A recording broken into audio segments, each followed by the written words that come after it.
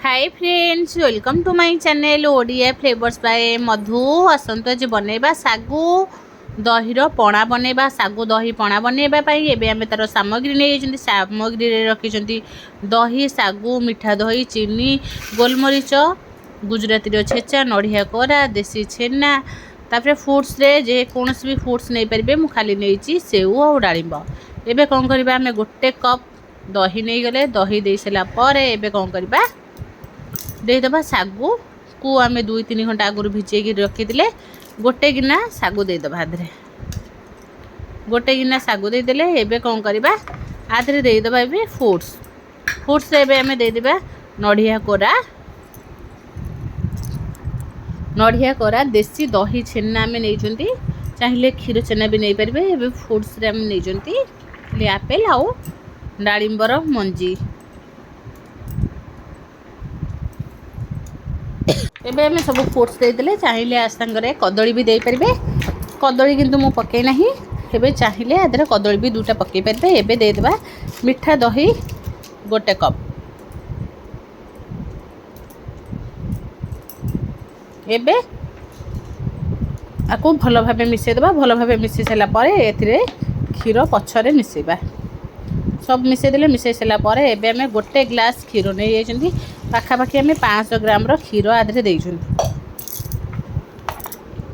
आपको भल भाव गोलेदेबा। आपको चाहिए हाथ में गोले पारे हाथ में गोले बहुत भल। स्पून साहाय्य आमर छेनाटा बेसी टाण से हाथ में भल भाव चकटिकी मिसेदेले बढ़िया भाव मिसीज। चीनी पकई सारिकी आपको कौन करबा एमती गोले नबा। गोले दई सारापर टिके जदि बहलिया करने को चाहते सागु को ग्राइंडिंग करके पकई पारे ना कदली पकेले बढ़िया भाव आमर बढ़िया हो। एबे स्वाद अनुसार पकईदे लुण पकईकी आउ टिके बढ़िया भाव गोले नबा।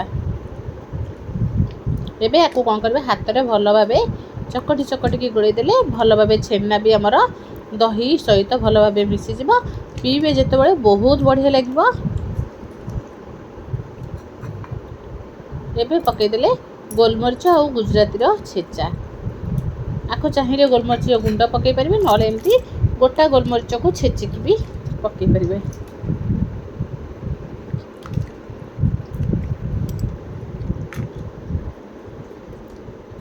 एबे आपको भल भाव मिसेदेवी मिसेदेकी एमती आपको कौन करबा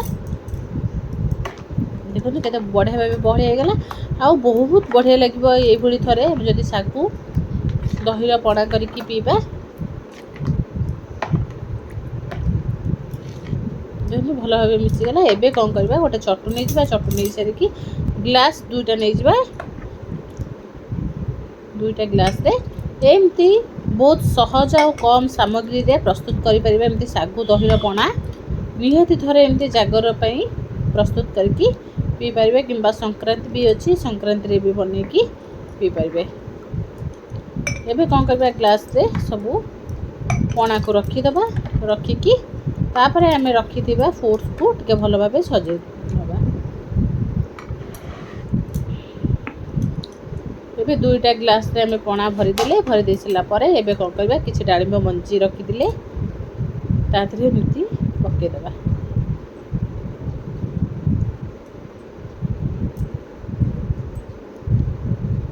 डाळिंब मंजी नड़िया कोरा भी आधे टिके दे परिबा।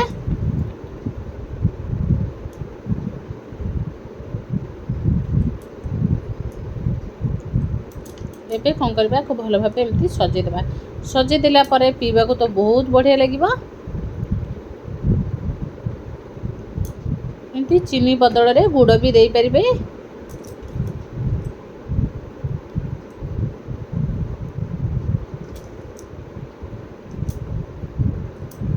एबे हमर रेडी होगला पणा को गोटे ग्लास को काढ़ी एमती आम गोटे प्लेट उपर रखीदेबा। रखीदेला पर हमर रेडी होगला सागु पणा। मात्र 5 मिनिट रे इपड़ी सागु पणा रेडी करके जागर रे किंबा संक्रांति रे प्रस्तुत करि परिबा।